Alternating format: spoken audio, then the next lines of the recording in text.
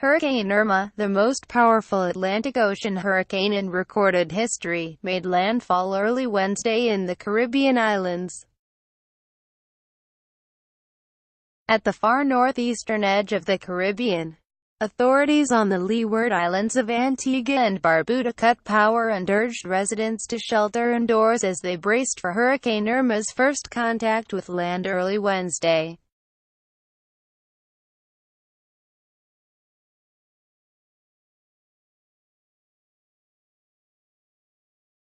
Officials warned people to seek protection from Irma's onslaught in a statement that closed with, "May God protect us all." The Category 5 storm had maximum sustained winds of 185 meters (ph), according to the U.S. National Hurricane Center in Miami.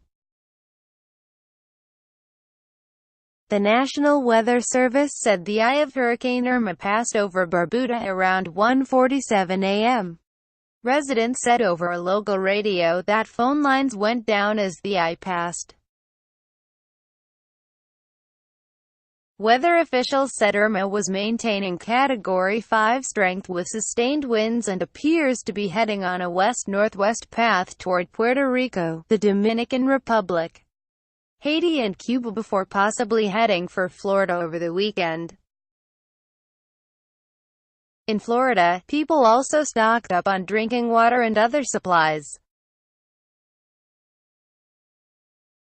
Gov. Rick Scott activated 100 members of the Florida National Guard to be deployed across the state, and 7,000 National Guard members were to report for duty Friday when the storm could be approaching the area. On Monday, Scott declared a state of emergency in all of Florida's 67 counties. Officials in the Florida Keys geared up to get tourists and residents out of Irma's path, and the mayor of Miami-Dade County said people should be prepared to evacuate Miami Beach and most of the county's coastal areas. Mayor Carlos Jimenez said the voluntary evacuations could begin as soon as Wednesday evening. He activated the Emergency Operations Center and urged residents to have 3 days' worth of food and water.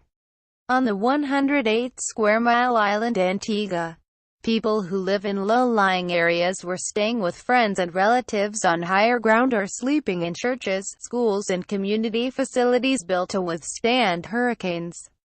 None of the shelters have yet been tested by Category 5 winds, however. Many homes in Antigua and Barbuda are not built on concrete foundations or have poorly constructed wooden roofs that are susceptible to wind damage. Other islands in the path of the storm included the Virgin Islands and Anguilla, a small, low-lying territory of about 15,000 people. President Trump declared emergencies in Florida, Puerto Rico and the U.S. Virgin Islands, and authorities in the Bahamas said they would evacuate 6 southern islands. Warm water is fuel for hurricanes, and Irma is over water that is 1.8 degrees warmer than normal. The 79-degree water that hurricanes need goes about 250 feet deep, said Jeff Masters, meteorology director of the private forecasting service Weather Underground. 4 other storms have had winds as strong in the overall Atlantic region, but they were in the Caribbean Sea or the Gulf of Mexico, which are usually home to warmer waters that fuel cyclones. Hurricane Allen hit 190 miles per hour in 1980, while 2005's Wilma, 1988's Gilbert and a 1935 Great Florida Keys storm all had 185 miles per hour winds. The northern Leeward Islands were expected to see waves as high as 11 feet, while the Turks and Caicos Islands and southeastern Bahamas could see towering 20-foot waves later in the week. Forecasters said.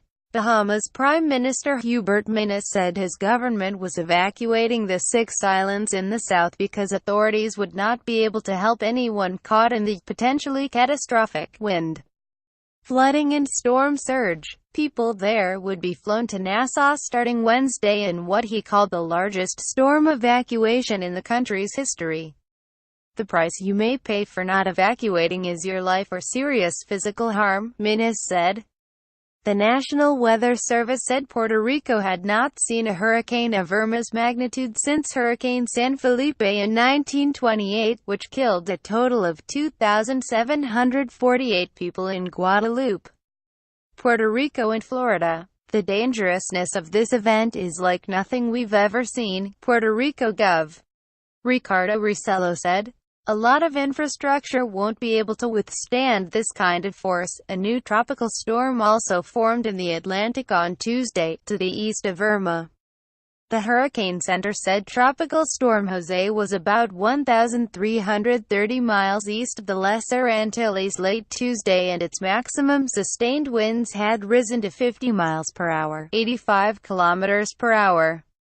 It was moving west-northwest at 14 miles per hour and could become a hurricane by Wednesday night. Meanwhile, a tropical depression formed in the southwestern Gulf of Mexico off the coast of Mexico. The Hurricane Center said the system could become a tropical storm while meandering in the Gulf for several days before making landfall in Mexico on Saturday.